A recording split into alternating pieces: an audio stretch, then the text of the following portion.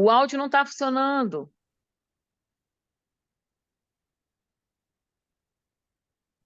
Agora foi. Então, desculpa, gente, eu desliguei o microfone que eu fui tossir, tô um pouco gripada.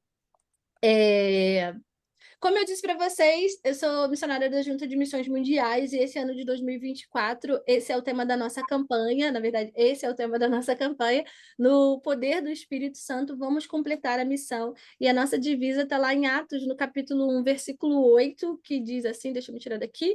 Mas recebereis poder ao descer sobre vós o Espírito Santo, e sereis minhas testemunhas, tanto em Jerusalém, como em toda a Judéia e Samaria, e até os confins da terra. E é por isso que a gente faz, né? Isso que a gente faz, testemunhar daquilo que a gente tem recebido de Deus e do Espírito Santo. Aqui eu quero compartilhar com vocês algumas coisas da minha trajetória com Cristo em missão e dizer que o impossível é só uma oportunidade para Deus agir. Eu vou compartilhar com vocês alguns dos marcos da minha vida missionária que realmente testificam isso, que quando você vê o impossível, quando Deus te permite enfrentar o impossível, é só uma oportunidade que Ele quer para te mostrar que Ele realmente é Deus e para Ele não tem limite de atuação.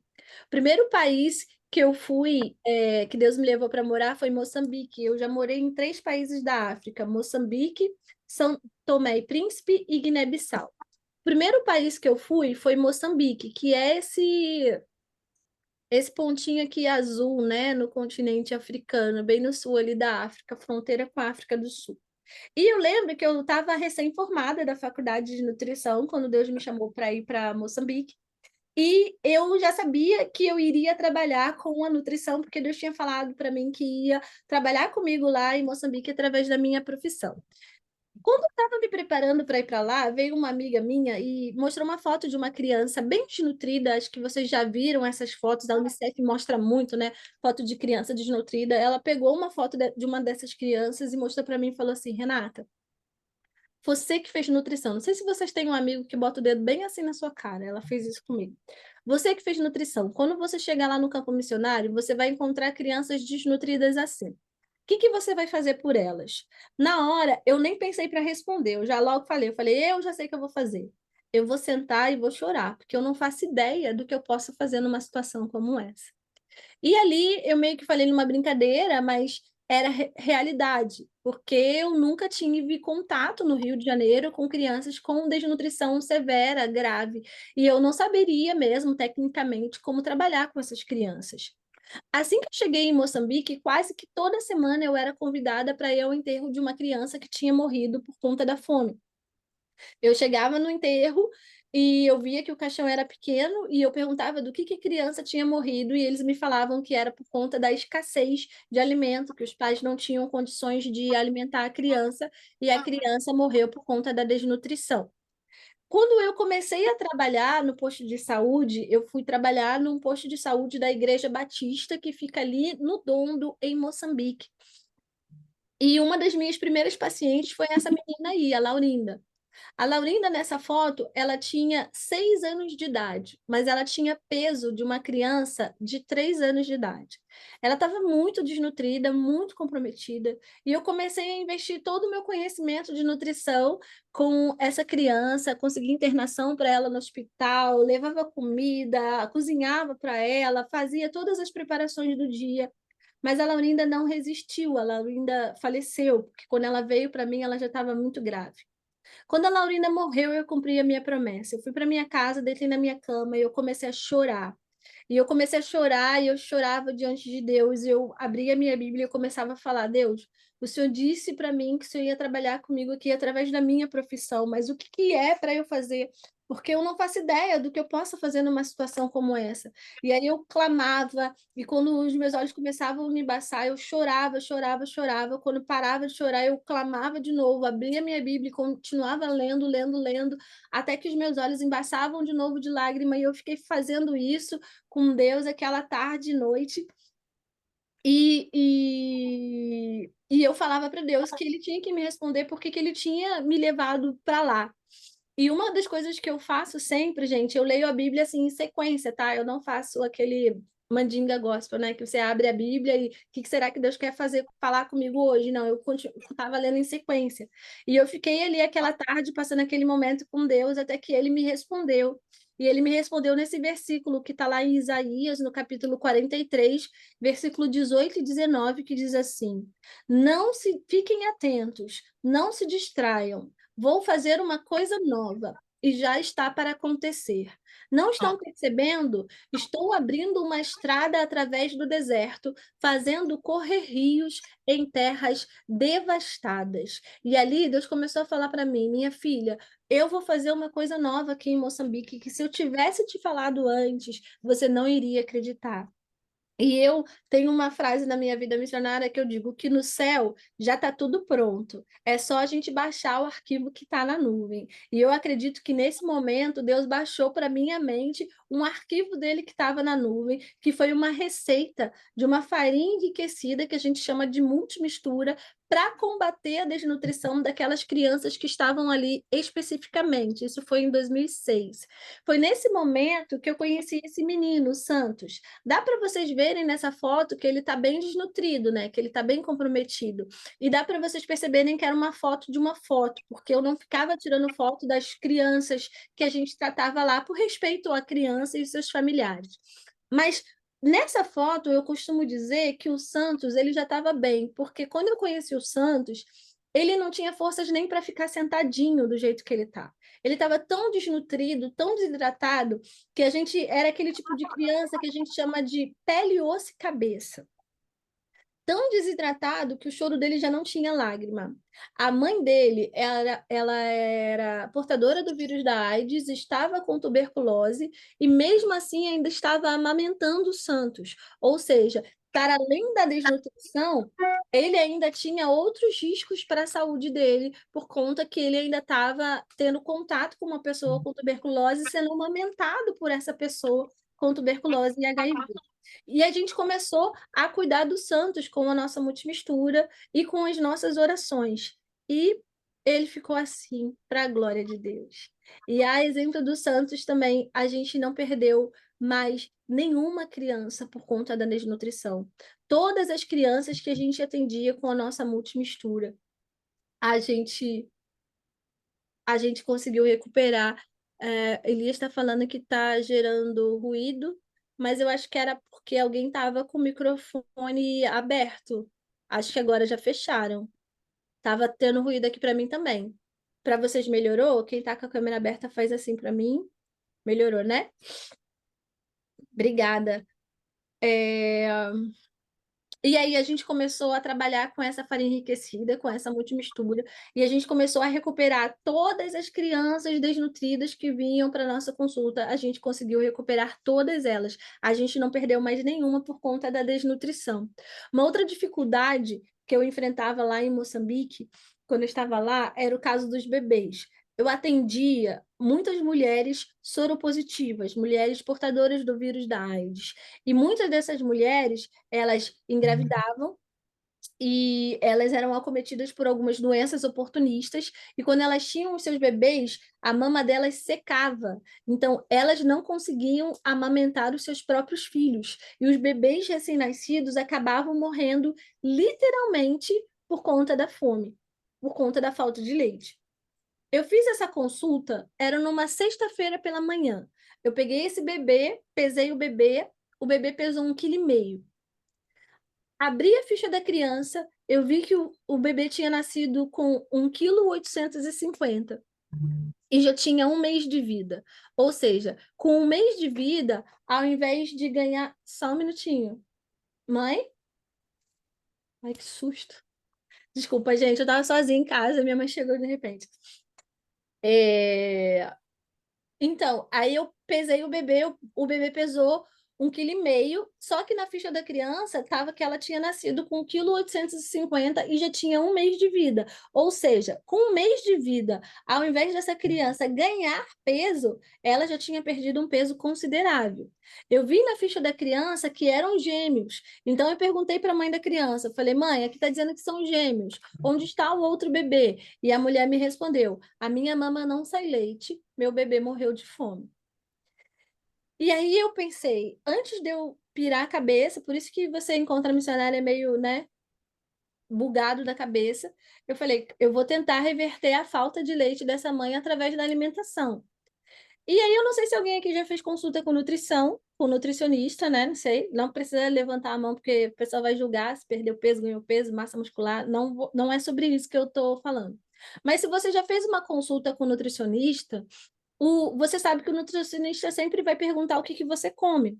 Ele vai te pesar, vai te medir, taranana, depois vai perguntar o que que você come. Por que que a gente faz isso? Para a gente poder adequar o nosso plano alimentar, que a gente vai passar para você, que seja um plano alimentar que seja possível de você fazer. E aí eu fui fazer a anamnese alimentar com essa mãe e perguntei: o que que você come no mata-bicho? Mata-bicho, gente, é café da manhã na África, tá? Porque, assim, quando você está com fome, sua barriga fica roncando, fica fazendo roncando, assim, né? E aí, quando você come, a sua barriga para de roncar. Então, quando você come, eles falam esse roncar na sua barriga é o bicho da fome.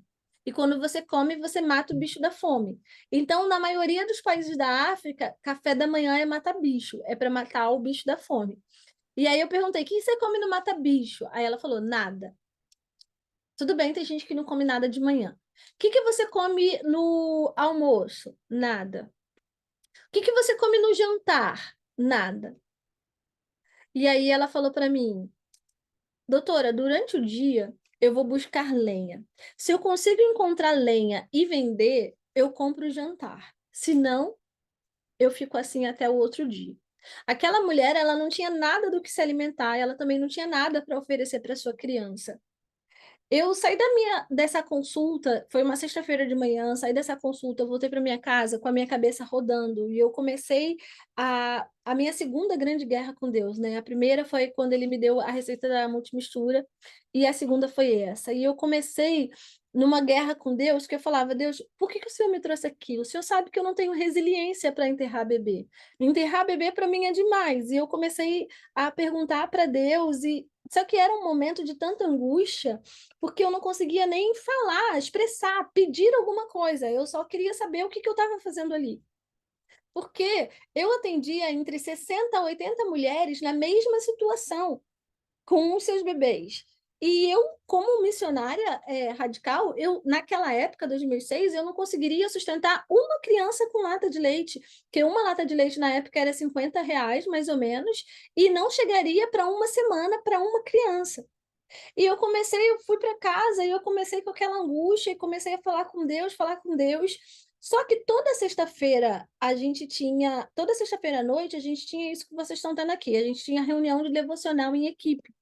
Quando chegou no momento de oração, eu falei para minha equipe, eu falei, vamos orar pelo projeto de nutrição, porque está muito difícil. Se continuar assim, eu não sei como a gente vai conseguir levar. Eu estou com vontade de escrever um projeto, mandar para representante da Nestlé de Moçambique, para ver se eles apoiam a gente com latas de leite ou com alguma coisa, porque do jeito que está, eu não sei se a gente consegue levar. A gente orou ali naquela sexta-feira à noite. Quando terminou o momento, né, do culto, veio um amigo meu da equipe na hora do cachorro-quente, do lanche, e ele falou para mim assim: Renata, que legal esse teu projeto, eu posso dar uma lida nele? E como é que tá o contato com a Nestlé? Você já começou a conversar com eles? Como é que tá? Eu falei: olha, vou ser bem sincera para você, eu tive essa ideia agora na hora da oração. E eu nem sei se tem escritório da Nestlé aqui. Eu só vi vendendo a lata de NAN no mercado, e aí na hora da oração eu tive essa ideia de pedir por isso, mas eu nem sei se tem escritório da Nestlé aqui. Então, a gente orou, isso foi sexta-feira à noite. Quando foi terça-feira de manhã, eu voltei ao hospital, eu estava cuidando do Santos ainda. Só que o Santos, ele ainda estava nos primeiros contatos com a multimistura, naquela época, naquele período que ele ainda nem sentava, ele estava muito desnutrido. E eu tô ali cuidando do Santos, levei lá a farinha, estava explicando para a mãe como é que era o procedimento do que a gente ia fazer com ele. De repente, me aparece uma mulher uniformizada de branco, me interrompe o tratamento que eu estava fazendo com o Santos e fala para mim assim: "Você não é funcionária do hospital, o que que você está fazendo aqui?" Quando eu olhei para como aquela mulher estava vestida, eu pensei, ela deve ser uma alta funcionária do hospital, a representante da ala da pediatria, e se ela encasquetar comigo, ela pode me impedir de continuar fazendo o trabalho que eu comecei a fazer aqui agora. Aí vocês sabem que eu sou carioca, né? Aí eu tentei passar a simpatia do brasileiro. Aí eu botei um sorriso no rosto e falei: "Não, eu sou brasileira, eu sou nutricionista, sou voluntária". E aquela mulher não devolveu nenhum sorriso de volta para mim, virou para mim e falou assim: "Tá, mas o que que você vai fazer com essa criança?". Quando ela me interrompeu pela segunda vez, me deu um frio na espinha, eu comecei a ficar bem nervosa e eu comecei a falar sem parar. Aí eu comecei a falar para ela da multimistura que eu tinha inventado, daquela farinha, por que que eu tinha inventado aquela farinha. Comecei a falar das crianças que eu estava atendendo com aquela multimistura, das crianças lá do posto de saúde que eu estava atendendo com a multimistura. E eu comecei a falar, explicar todo o procedimento do meu projeto, e ela olhava para minha cara bem séria assim, ó, e não expressava nada, se estava gostando, se estava desgostando, e isso acabava me deixando mais nervosa. E aí, como ela não falava nada, eu queria preencher aquela lacuna de silêncio falando ainda mais. Então, eu comecei a falar do posto de saúde, dos bebês que eu atendia, aí comecei a desenhar todo o projeto, todo o meu sonho para Moçambique para ela, até que eu terminei tudo, e aí eu falei, então, é isso. Quando eu terminei de falar, aquela mulher tirou um cartão de visita do bolso, virou para mim e falou assim: "Meu nome é Sara, eu sou representante da Nestlé aqui de Moçambique e a gente tem interesse em apoiar o seu projeto". Eu peguei o cartão ali daquela mulher e eu, tipo assim, ainda demorei uns 10 segundos para voltar para a terra para entender o que estava acontecendo. Uma oração que a gente fez sexta-feira à noite, Deus fez a própria mulher da Nestlé aparecer na minha frente. Ele podia ter usado outra empresa, podia ter usado outra pessoa, mas ele usou a própria mulher da Nestlé e eu nem precisei pedir nada para eles. Eles se ofereceram para apoiar o nosso projeto.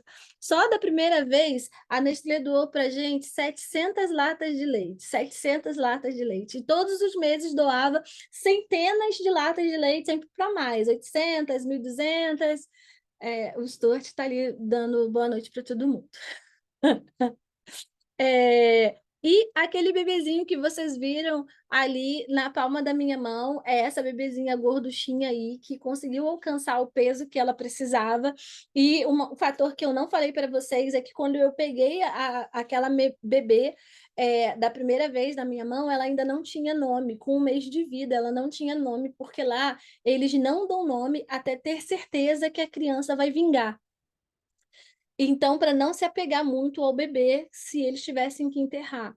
Então, a bebê ainda não tinha nome com 1 mês de vida, mas aí agora essa é a Sara que vocês estão conhecendo, a nossa bebezinha ali de Moçambique, que conseguiu alcançar o peso que ela precisava. E a exemplo dela, a gente não perdeu mais nenhum bebê por conta da falta de leite.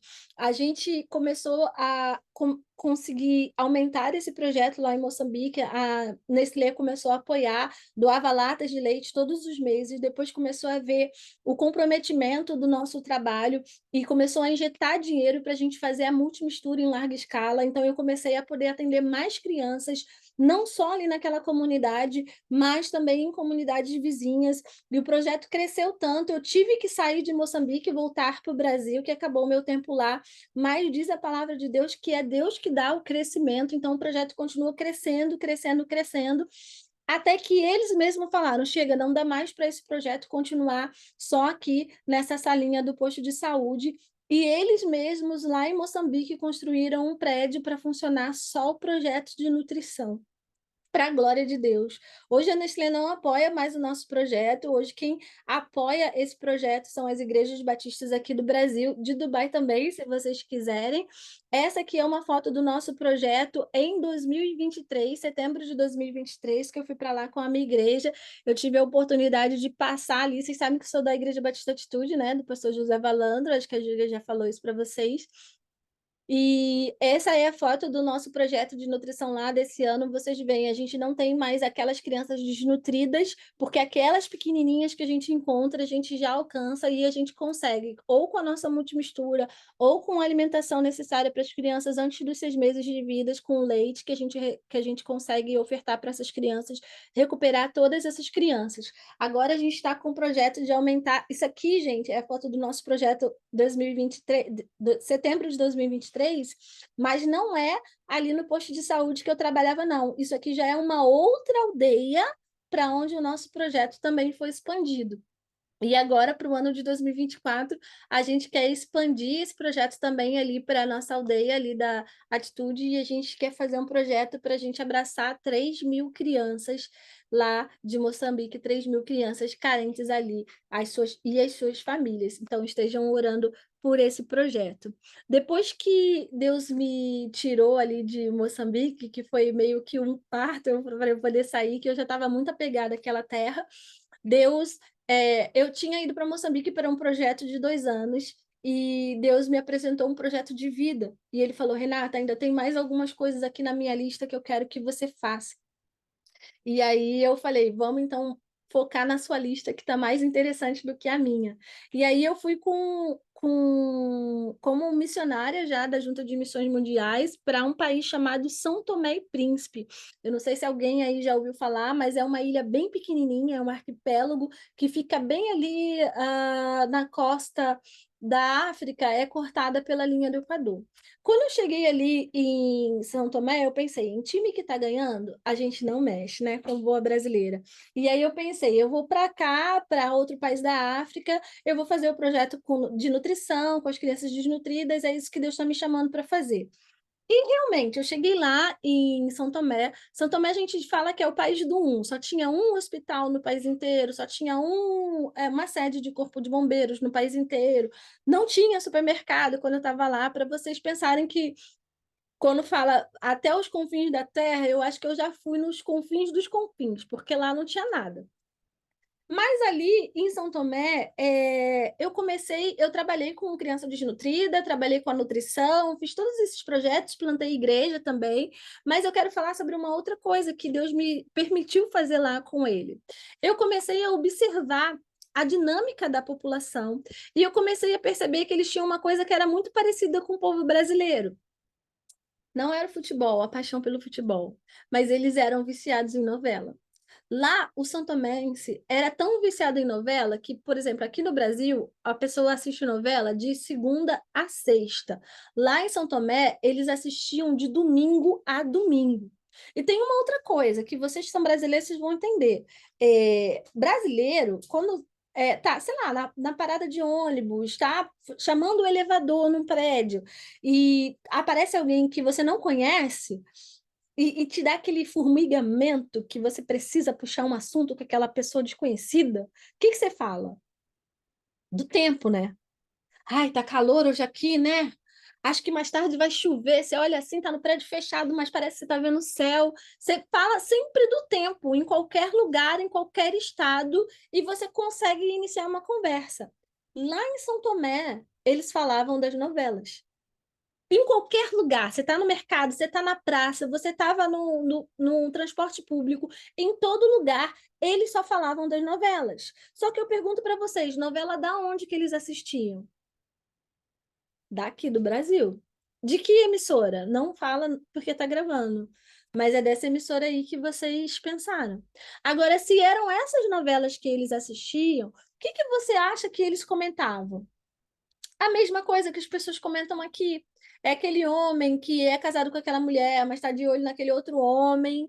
E depois, no final, vai ficar todo mundo junto, porque, na verdade, são todas as formas de amar. Tudo é amor, né? É aquele gato que, na verdade, não é o gato, mas é um espírito de um cara que morava aqui há 30 anos atrás e agora ele é a pessoa que protege esse ambiente, porque isso fica impregnando religião, espiritismo na mente de todos os brasileiros. E se a gente pensar um pouquinho, a nossa sociedade aqui no Brasil hoje está do jeito que está por causa das novelas, por conta das telas. E isso começou a causar uma indignação no meu coração. e me deu uma crise na minha fé, porque eu fiquei pensando, Deus exportou do céu aqui para a terra o melhor que ele tinha, que é Jesus. E o que que nós, como brasileiros, estávamos exportando para fora do Brasil? E eu fui dormir com essa indignação no meu coração, quando eu acordei de manhã, fez assim, plim na minha cabeça. Foi só uma luz, tá, gente? Foi um plim som. E aí, para você não pensar que foi plim-plim, foi só uma luz assim na minha cabeça e eu pensei, se a gente fizesse aqui um programa, um seriado, tipo uma novela que tratasse os principais problemas sociais com princípios bíblicos, isso ia bombar aqui. E eu não sei se você já teve uma ideia que você achou que era muito interessante, e você compartilhou com um amigo muito íntimo seu, e esse amigo, ao invés de falar assim para você, que legal, ele falou para você, tá doida? Isso nunca vai dar certo. E os meus amigos começaram a falar para mim, Renata, você tá doida? Você é nutricionista, você não é cineasta, não tem possibilidade de você fazer isso aqui. E aí eu orei, fui falar com Deus, eu falei, Deus, essa ideia do seriado, e aí ele falou, não, essa ideia do seriado é minha. Fui eu que compartilhei com você. Eu falei, então, vamos embora, porque se o senhor tá indo na frente, não sei, eu quero ficar atrás. E isso foi, gente, final de 2009. Quando foi março de 2010, eu já estava com o primeiro episódio, o piloto, rodado, pronto para passar na TV. E a TV começou a cobrar muito dinheiro para passar o nosso projeto na TV, em euros, né? Vocês sabem, porque eles falaram que era um programa evangelístico, embora na televisão, lá eu disse, né? São Tomé é o país do um, só tinha um canal de televisão. E nesse um canal de televisão não tinha nenhum programa que passasse a realidade de São Tomé, era tudo de fora. Eu lembro que na época até passava aquele 24 Horas, que é um programa, um seriado americano. E aí eles começaram a cobrar para passar o nosso programa na TV, e eu, como missionária, não tinha, né, esse dinheiro e comecei a bater nas portas pedindo patrocínio. Foi 2010 inteiro, 2011 inteiro, mas, gente, quem é que vai querer patrocinar uma missionária nutricionista que inventou de fazer um seriado na África? Acho que nem eu, se tivessem me falado essa ideia, nem eu ia querer participar da vaquinha. Mas Deus estava na minha frente e quando foi janeiro de 2012, a gente conseguiu estrear com esse programa na televisão. E eu vou só encurtar essa história porque eu quero chegar em Guiné-Bissau, mas esse seriado que a gente fez em São Tomé em 2012 foi o programa de maior audiência de todo o país. Foi um programa que o nome do nosso programa era Reviravolta. E eu lembro que quando a gente começou a passar na televisão, eles nos deram o horário da tarde. E lá em São Tomé, que é cortado pela linha do Equador, à tarde era o pior horário, porque era o horário que as lojas fechavam. Era tipo, era um horário que todo mundo ficava mole, assim, não rendia muito. E era esse horário que passava o nosso programa. E eu comecei a minha terceira grande guerra com Deus, e eu comecei a falar com Deus que eu queria um horário melhor, queria um horário melhor, queria um horário melhor. Não porque eu tinha o desejo de ser famosa naquele país, mas porque a gente estava fazendo algo para levar o nome de Jesus direto na casa das pessoas. E aí, um belo dia, o meu celular toca. Quem era? Era o diretor da televisão. E eu pensei, é engano, né? Porque o Silvio Santos não vai ligar para mim, o Boninho, eu não tenho contato com esse tipo de pessoa. Eu fiquei pensando, né? E aí, atendi por educação.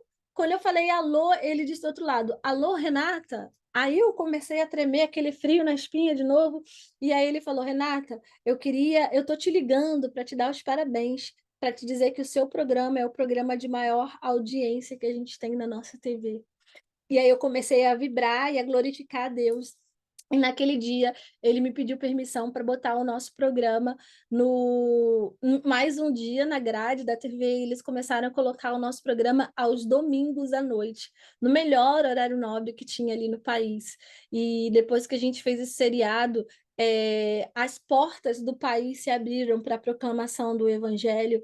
É, eles usavam os temas que a gente usava no nosso seriado como debate nas escolas e com os ministérios. O Ministério da Saúde pedia para eu compartilhar coisas, informações deles no nosso programa, porque eles falavam que se compartilhasse no nosso programa, a ilha toda seria informada. Deus fez coisas incríveis ali, mas o testemunho que mais me marcou sobre esse seriado foi de uma menina que eu conhecia, que era uma menina que não sei se vocês têm esse conhecimento na África do valor da mulher.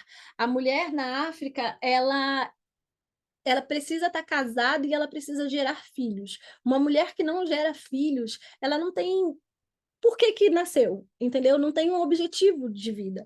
E essa menina, ela não conseguia gerar filhos, então ela era muito maltratada e esculhambada pela sociedade. Ela tinha juntado com o homem, tinha ficado com ele durante algum tempo, mas como ela não conseguiu gerar filhos para ele, ele jogou ela fora, mandou ela embora, e aí depois ela juntou com outro homem, como ela não conseguiu gerar filhos para ele, esse homem também rejeitou ela, e assim foi indo. Era aquela pessoa que quando você encontrava na rua, você falava, oi! Ela fazia assim para você. Eu nunca vi os dentes dela num sorriso. E essa menina trabalhava no hospital, na cozinha do hospital, junto comigo. E um dia eu cheguei no hospital para trabalhar, essa menina estava com um sorriso de orelha a orelha, e ela, quando me viu, ela se acendeu toda e falou: Renata, vem aqui que eu preciso falar com você. E eu falei: o que que aconteceu? Eu tô vendo que você está diferente. Ela falou: eu estou assistindo o seu programa. E ele tem mudado a minha vida. E ela falou: você lembra no seu programa que você falava assim para sua amiga no programa e era uma menina, a história, né, do seriado, naquele capítulo, a menina tinha dormido com o namorado e achava que estava contaminada com o vírus da AIDS.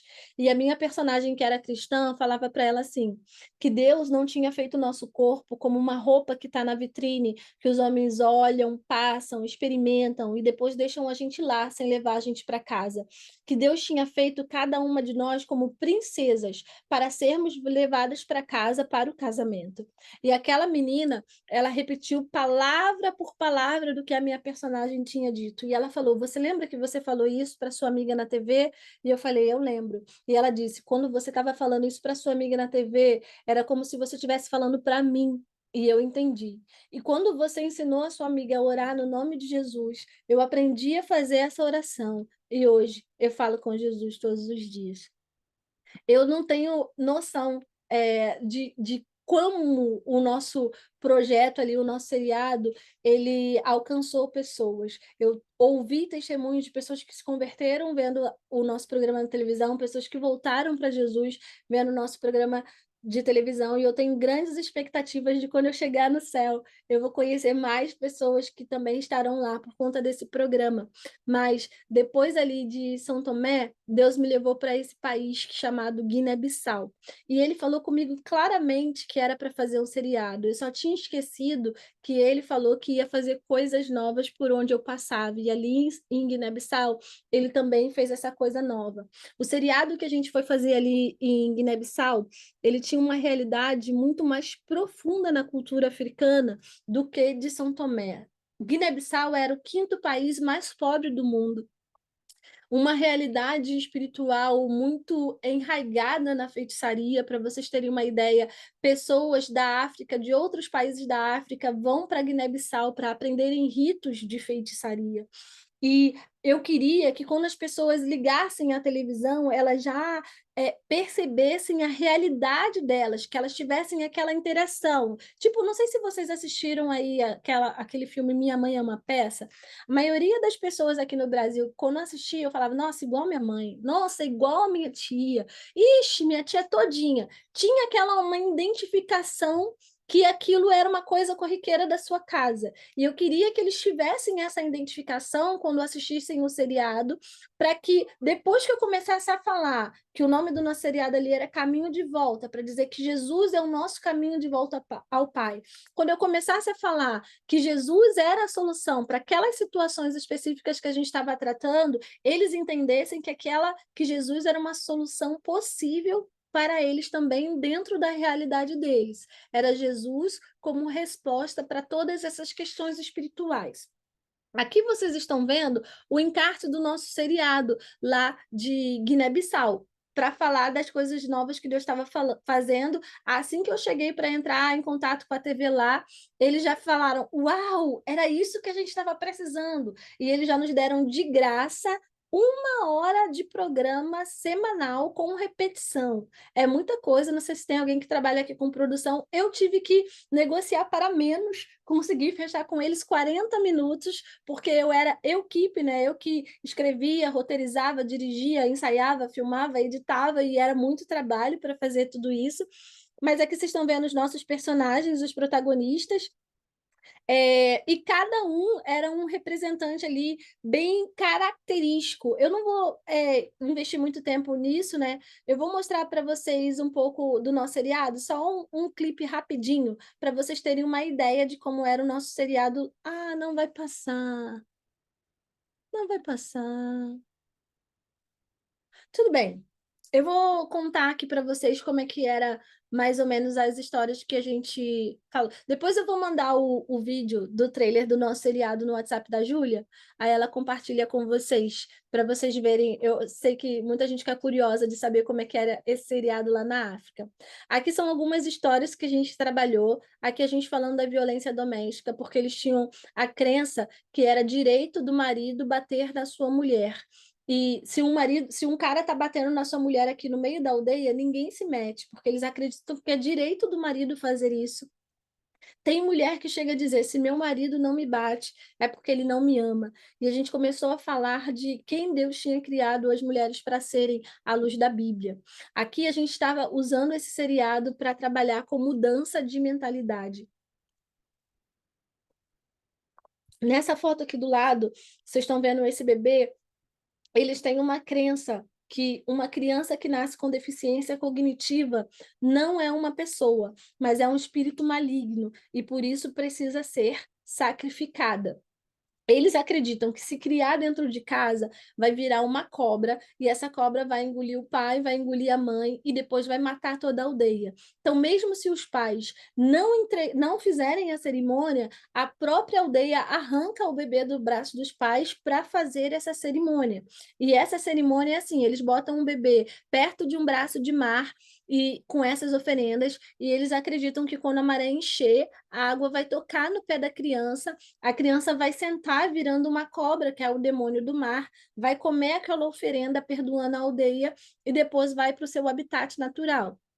Isso é o que eles acreditam, mas de verdade o que acontece é que as crianças morrem afogadas. Quando a aldeia é distante de um braço de mar, eles abrem um buraco no chão, tacam fogo e jogam uma criança, ou deixam uma criança no meio do mato para morrer de fome. Já encontramos crianças dentro do formigueiro. E assim as crianças deficientes vão sendo assassinadas. E a gente começou a falar no nosso programa que aquilo era mentira, que as crianças deficientes eram pessoas e tinham o direito de viver assim como nós temos direito de viver. Talvez para você seja muito fácil entender isso. E eu fiquei em choque, porque eu pensava que quem acreditava que isso era verdade eram pessoas que moravam em lugares afastados, na aldeia, que não tiveram possibilidade de estudar. E eu fiquei chocada quando eu percebi que pessoas da capital, pessoas que tinham formação universitária, de faculdades de Portugal, da China. Essas pessoas vinham falar comigo e falavam: Renata, eu realmente não sabia que esses meninos eram pessoas. Eu sempre acreditei que essas crianças eram demônios. A gente falava que criança que baba é demônio. E eu não sabia que eram pessoas. E eu vi as escamas espirituais dos olhos daquelas pessoas caírem. E o testemunho que mais me marcou dessa história foi de uma pessoa que eu não conhecia, uma senhora. Eu estava numa outra cidade, ela me viu passando e ela falou: ainda bem que eu te encontrei, porque eu precisava te agradecer, porque o meu filho, ele nasceu com deficiência, e eu já tinha preparado tudo para fazer a cerimônia de devolução do meu menino para o mar, mas naquela semana eu parei para assistir o seu programa e eu entendi que meu filho não era um espírito mau. Foi a primeira vez que eu olhei no olho do meu filho e eu percebi que ele era uma pessoa, e eu não sacrifiquei o meu filho. E eu fico pensando que se fosse só por conta dessa criança, já tinha valido a pena, mas Deus tinha outras coisas também que queria fazer ali. A gente trabalhou aqui em cima, vocês estão vendo, todos os nossos capítulos a gente falava sobre batalha espiritual, porque o mundo espiritual é real. Acho que vocês, como cristãos, têm uma consciência sobre isso, mas o mundo espiritual ali na África é tão mais real, porque eles veem os espíritos assim como vocês veem as pessoas que andam na rua. É uma outra realidade. E eles são tão impregnados nessa vida, porque, por exemplo, aqui no Brasil, acho que aí também na igreja vocês devem fazer isso, quando nasce um bebê, a gente apresenta no altar, a gente apresenta para Deus, né? Na Igreja Católica faz o batizado da criança. O que está querendo dizer isso? Que Deus guie os passos daquelas crianças. Lá em Guiné-Bissau, eles fazem essa consagração aos espíritos dos antepassados. E a gente sabe que esses espíritos não é papai, vovô, vovó, bisa.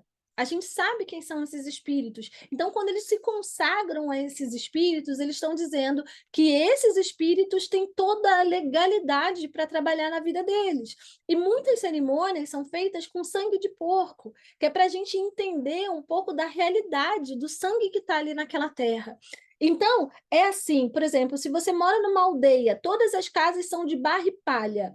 Você trabalha, você tem dinheiro para botar um telhado de zinco. Você não vai colocar o telhado de zinco na sua casa porque você vai ficar com medo da inveja do seu vizinho, do seu telhado de zinco, o famoso olho gordo que chama aqui no Brasil. E aí você pensa assim, nossa, mas quanta ignorância. Não é ignorância, porque se o vizinho invejar, ele vai fazer um trabalho contra ele no feiticeiro para ele ficar doente ou para alguém da família dele morrer. E de fato isso acontece porque eles deram legalidade para que os espíritos malignos atuassem na vida deles. A única coisa que tem poder para impedir isso de acontecer é o poder que existe no nome de Jesus. É o poder que existe no nome de Jesus. Então a gente começou a falar todo o programa que contra o nome de Jesus não vale mais nenhum encantamento, não vale mais nenhum espírito, que o Jesus era a pessoa mais forte, mais poderosa que existe em todo o universo, que o nome de Jesus é um nome que tem todo o poder, e a gente começou a falar isso em todo o capítulo, até que a gente começou a ver os próprios demônios darem testemunhos do poder que existe no nome de Jesus. Porque foi assim, eu fiz um capítulo que era tipo um feitiço, né? Que uma pessoa ia olhar para outra.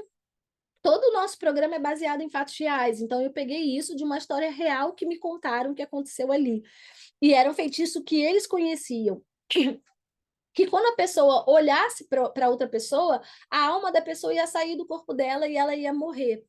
E eu fiz isso para ser contra uma das personagens que o pessoal lá de Guiné-Bissau mais gostava, porque ali o nosso programa também ele já era o programa de maior audiência do país, sendo assistido até por alguns países que faziam fronteira com Guiné-Bissau.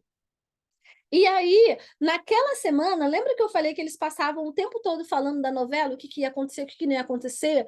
Naquela semana, eu vi o pessoal ali da capital onde eu morava passar praticamente de luto, porque eles diziam, agora a nossa personagem vai morrer e o programa vai perder a graça, e o que, que a gente vai assistir, como é que vai ser? E eles ficavam chorando por causa da morte daquela personagem, que não tinha acontecido, ia acontecer no início do próximo programa, do próximo capítulo, era a expectativa. E naquela semana eu ouvi de uma das grandes feiticeiras de Guiné-Bissau que ela começou a consolar o povo dizendo, não, essa mulher tem que parar de fazer feitiço contra essa menina que tem Jesus, porque quando a pessoa tem Jesus e ora, não adianta, nenhum feitiço pega. E eles começaram a entender que para vencer no mundo espiritual, eles precisavam realmente ter uma vida ligada a Jesus. Uma outra coisa que a gente falava ali no nosso seriado, um tema que a gente trabalhou que foi muito forte, foi da mutilação genital feminina. Eles faziam essa prática que eles pegavam meninas de 3 anos de idade até 16 anos de idade, e com a mesma faca, ou gilete, ou pedra afiada, eles iam cortando o clitóris de todas as meninas, numa cerimônia sem nenhuma higiene, sem nenhum preparo. Tinham muitas meninas que morriam por causa de hemorragia por um corte mal feito, ou eram contaminadas pelo vírus da AIDS ou hepatite durante essa cerimônia. Mas mesmo a menina que não sofria nada ia sofrer a vida inteira consequência dessa violência, porque corta uma parte muito importante do corpo da mulher. E a maioria das pessoas que praticavam isso eram da religião muçulmana, porque eles acreditavam que era uma ordenança que está no Alcorão. E algumas outras etnias também faziam, mas a maioria das pessoas que faziam era da religião muçulmana. E a gente começou a dizer no nosso programa que a mutilação genital feminina não era uma ordenança do Alcorão, não estava registrada em nenhum livro sagrado, além de ser lei, além de ser crime nas leis internacionais e nas leis de Guiné-Bissau. E aí, O nosso programa já era o programa de maior audiência da TV, de todo o país. Todo mundo parava para assistir o nosso programa. As crianças choravam porque não queriam sair de casa sábado à noite para não perder o nosso programa. E quando a gente começou a falar da mutilação genital feminina, as mulheres muçulmanas começaram a indagar os seus maridos, os líderes da mesquita, quem é que estava falando a verdade, se era eu na televisão ou se eram eles na mesquita. E começou a criar aquele vucu-vucu no país, e os líderes da mesquita, os homens, começaram a querer proibir as mulheres de assistirem o nosso programa. Agora eu pergunto para vocês, qual é o homem que tem poder de fazer uma mulher viciada em novela parar de assistir essa novela?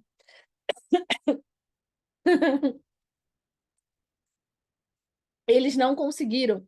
E aí, o que eles fizeram? Mandaram tirar o nosso programa do ar.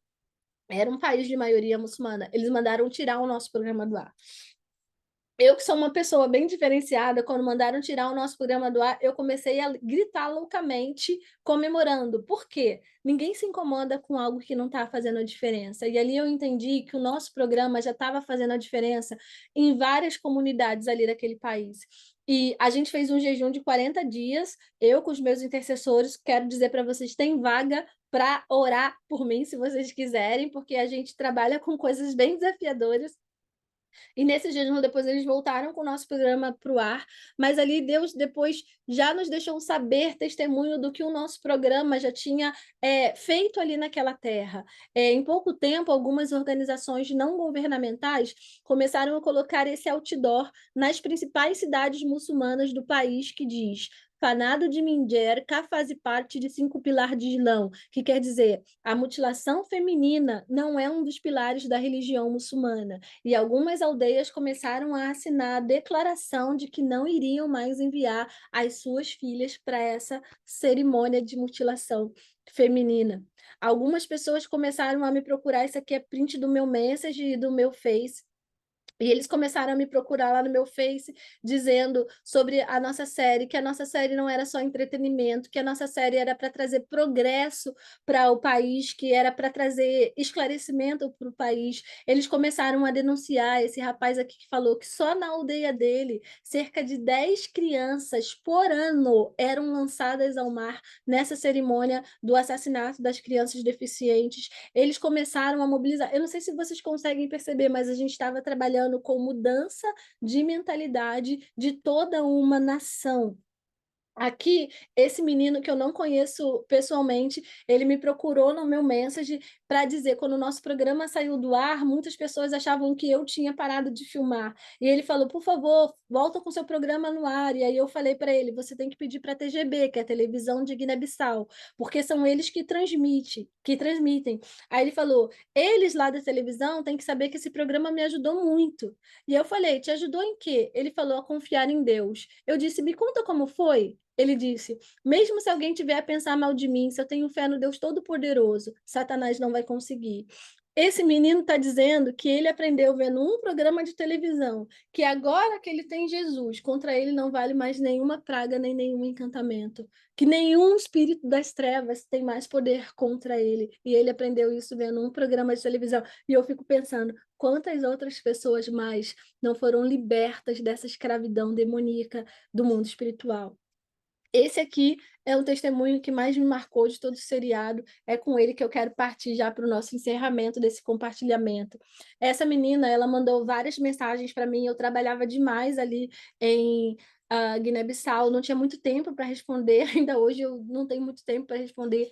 Mas eu vi um dia, já estava para anoitecer, e ela tinha mandado, estava mandando ali várias mensagens. Eu parei para responder ela, mas eu estava ainda trabalhando, fazendo as coisas do seriado. E aí ela falou, será que eu posso falar contigo? Se tiver com tempo, me avisa. E eu disse, pode falar, mas eu estou trabalhando. O que eu queria dizer para ela? Eu vou falar com você, mas eu não tenho tempo livre para a gente conversar. E ela falou, na verdade, eu queria que você me desse um conselho, porque eu estou vivendo momentos difíceis. Quando ela me pediu um conselho, eu pensei, é crente. Quem pede conselho é crente. Aí eu falei, tá, você é de que igreja? Ela disse, eu sou muçulmana. Quando ela me disse que era muçulmana, vocês podem me julgar se vocês quiserem, mas eu deixei todo o meu trabalho de lado. Peguei meu celular, mandei mensagem para os meus intercessores e falei para eles assim: vem guerrear comigo agora, porque a gente vai entrar numa batalha espiritual. E ali eu dei 100% da minha atenção para essa jovem. E essa menina começou a me dizer, sabe, nesses últimos tempos eu sinto-me uma pessoa possuída, eu sinto uma coisa me possuindo por dentro. Ele tem poderes em mim, ele me obriga a fazer coisas malignas, até em assassinar alguém, rancor, raiva de alguém. Me ajuda, eu não consigo me controlar. E essa menina começou a me relatar que ela já tinha sangue de pessoas nas mãos, que os espíritos malignos dominavam o corpo dela e obrigavam ela a fazer atrocidades. E ela já tinha tentado de tudo, tentando se livrar daquilo sem conseguir. E talvez você, como eu, pode ter pensado, meu Deus, e agora? Como é que faz numa situação como essa? O Espírito Santo começou a ministrar no meu coração que o evangelho de Cristo é simples e é para toda criatura. Então eu comecei a compartilhar com ela coisas simples do Evangelho, de João, capítulo 1, versículo 12, do poder de ser feito filho de Deus. De Romanos, capítulo 10, versículo 9 e 10, de confessar com a sua boca, de crer com o seu coração. E comecei a escrever para ela como ela poderia fazer a oração de entrega da vida dela para Jesus. Coisas muito simples do Evangelho, mas enquanto eu estava falando essas coisas com ela, do meu celular, da minha cama, na minha casa, sozinha, eu ia sentindo como se eu estivesse sendo surrada. Eu não sentia a pancada do chicote, mas eu sentia a dor e o peso de como eu estivesse levando uma surra. E aquilo foi pesando no meu corpo, até que simplesmente eu apaguei na minha cama e adormeci. Mas quando eu acordei de manhã, eu acordei com essa mensagem aqui no meu celular. Renata, eu vim lhe agradecendo. Eu já não sinto possuída. Se alguma coisa me atormenta, eu digo sai no nome de Jesus. Obrigada por tudo. Serei eternamente grata. Uma muçulmana que foi salva por algumas coisas que a gente dava para o diabo, né? A televisão e as mídias sociais. E na campanha de missões desse ano, a gente fala que vamos completar a missão. Jesus tem pressa para voltar. Mas a nossa missão ela só vai ser completa, só vai ser completada quando todas as pessoas que existem na Terra, elas ouvirem dizer que Jesus veio pelo menos a primeira vez, para ele poder voltar a segunda vez.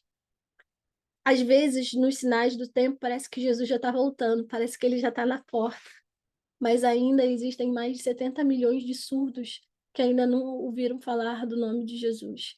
Existem muitas pessoas que ainda estão escravizadas sobre essas mentiras de questões espirituais e ainda não foram esclarecidas. Não tem ninguém ainda que foi ali divulgar o evangelho para elas. A gente tem muitos desafios, muitas coisas à nossa frente. Agora, por exemplo, a gente conseguiu fazer o lançamento do nosso DVD, está sendo uma grande bênção lá em Guiné-Bissau, estão utilizando para evangelizar aldeias distantes, mas agora o desejo que Deus tem colocado no meu coração é de a gente fazer um filme que a gente vai poder comunicar sobre essas realidades da África, mas não só para um país. A ideia é levar esse filme para outros países, mostrando a realidade de salvação de Jesus dentro da cultura deles. E eu lembro que quando eu estava compartilhando sobre isso há pouco tempo numa igreja, veio uma pessoa falar comigo e ela falou assim, Renata, mas você acha que é possível você fazer um filme? E eu falei, eu não, mas não existe nada que é impossível para Deus. Da mesma forma, quando eu voltei de Moçambique, eu lembro que teve uma pessoa que chegou para mim e falou assim para mim, Renata, você eu lembro que terminou o culto e eu fui para a porta, né, para apertar a mão das pessoas que estavam saindo, e esse irmão chegou da igreja e falou assim para mim, Renata, eu queria saber, porque você como uma missionária batista, você fez parceria com a Nestlé, que é uma empresa que tem parceria com o diabo, tem pacto com o diabo. E naquele momento eu cheguei para ele e falei assim, meu irmão, eu realmente não sei se a Nestlé tem impacto com o diabo, mas eu tenho certeza que quando Deus manda, até o diabo obedece. Mas a igreja não. Nós somos os únicos seres na Terra que têm a ousadia de dizer não para Deus. Porque quando Deus manda, a tempestade para no mar. Quando Deus manda, a boca do leão se fecha. Quando Deus manda, Mortos ressuscitam, o sol para no mesmo lugar. Mas quando Deus fala, nos confronta com a nossa própria vontade, a gente finge que não está entendendo o que ele está falando. Quando Deus nos manda sair da nossa zona de conforto para fazer algo que Ele está dizendo para a gente fazer, e presta bem atenção aqui no que eu quero dizer aqui, é óbvio que Deus ama todas as criaturas da terra, é óbvio que Deus tem um plano maravilhoso, foi para isso que ele mandou Jesus aqui na terra, para que todas as pessoas que creem em Jesus pudessem ter a oportunidade de passar essa vida aqui com ele e a eterna também ao lado dele, porque a nossa vida eterna já começa aqui na terra. Mas quando Deus nos chama para trabalhar com ele em missão de proclamação, quando Deus nos chama para a gente sair da nossa zona de conforto, não é sobre aquelas pessoas que ele quer alcançar em primeiro lugar, porque, gente, Deus pode alcançar as pessoas sem a gente. Deus pode levar comida e água e fazer cair comida do céu. Ele já fez isso várias vezes. Ele continua sendo o mesmo Deus. Ele pode fazer qualquer coisa que ele quiser. Quando ele nos convida para participar com ele de algo que ele está fazendo, é porque ele quer aprofundar o relacionamento dele com a gente. Então, quando ele te chama para você sair da sua zona de conforto, ele está dizendo: meu filho, minha filha, eu te amo tanto que eu quero passar mais tempo com você. Tempo do seu lado, lado a lado. Para que você, trabalhando junto comigo, você entenda mais de quem eu sou e mais de quem eu te criei para ser. É sobre isso viver com Cristo na missão, é sobre isso viver na proclamação do Evangelho. Deus tem grandes desafios, o plano dele, eu penso, esse é o meu pensamento, que ele quer usar a gente para que a palavra dele seja transmitida nos 4 cantos da terra. Ele quer usar a gente. Nós somos a primeira opção de Deus para algo muito extraordinário que ele tem para fazer ainda aqui nessa terra. Mas a Bíblia fala que se a gente não falar, as pedras vão clamar no nosso lugar. Eu uma vez falei para Deus, no meu lugar nenhuma pedra vai clamar. Fica a pergunta para você nessa noite. E no seu lugar? Quem vai clamar no seu lugar? Aquilo que Deus falou para você fazer, quem é que vai fazer no seu lugar? Você vai levantar a sua mão e vai dizer: Deus, eu estou aqui. Eu estou disponível. Eu não sei o quê, eu não sei o como e eu não sei quando, mas eu quero te dizer que eu estou disponível para que o Senhor faça através de mim, em mim, aquilo que o Senhor quiser, a sua vontade, porque a sua palavra diz que a sua vontade é boa, perfeita e agradável. Lá em Lucas, no capítulo 9, no versículo 23 e 24, o próprio Cristo, Jesus, ele diz assim: se alguém quer vir após mim, a si mesmo se negue, dia a dia tome a sua cruz e siga-me, pois quem quiser salvar a sua vida, perdê-la-á, mas quem perder a vida por minha causa, esse a salvará. Nós temos muitos planos, muitos sonhos, muitas listas, mas Jesus é muito claro. Quando ele pede para Abraão para sacrificar Isaac, Deus não está interessado no sangue de Isaac. Deus não está interessado na morte de Isaac. Deus está querendo que Abraão diga para ele que ele é o primeiro, que ele é prioridade, que acima de Deus, na vida de Abraão, não existia nenhum outro Deus, nem nenhum outro ídolo. Eu acho que essa é a mensagem que Deus quer passar para a gente nessa noite.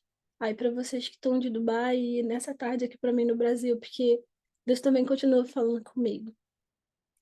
Deus nos ama tanto que Ele quer usar as nossas vidas para que o evangelho dele seja expandido por toda a terra, mas também para que a gente possa aumentar o nosso conhecimento de quem é o Deus glorioso, santo, puro, que nos salvou, que tem nos abençoado. E a palavra fala que tudo isso que a gente vê, tudo isso que a gente viu até agora, não é nada comparado com a glória que há de vir. E quanto mais tempo a gente passa com Deus, quanto mais tempo a gente passa ao lado de Deus, mais de Deus é revelado para a gente. Mais da vontade dele é revelada para a gente. Queria agradecer a vocês por essa oportunidade de compartilhar, queria agradecer a Júlia por esse convite, queria reforçar aqui esse versículo de Atos 1, capítulo 8, que diz: mas recebereis poder ao descer sobre vós o Espírito Santo. Nós que aceitamos a Jesus, nós já recebemos o Espírito Santo de Deus. Esse poder já está sobre nós. É como um interruptor que precisa ser ativado, é aquele botão de liga e desliga. A gente precisa ativar. E quando a gente ativa o poder do Espírito Santo dentro da gente, a gente vai ser testemunha de Cristo, tanto em Jerusalém, como em toda a Judéia e Samaria e até os confins da terra. Que Deus possa nos abençoar. Gília, eu vou passar a palavra para você. Uau, Rê, que bênção. Pode até terminar aí a gravação, né? Não ficar muito longo. Mas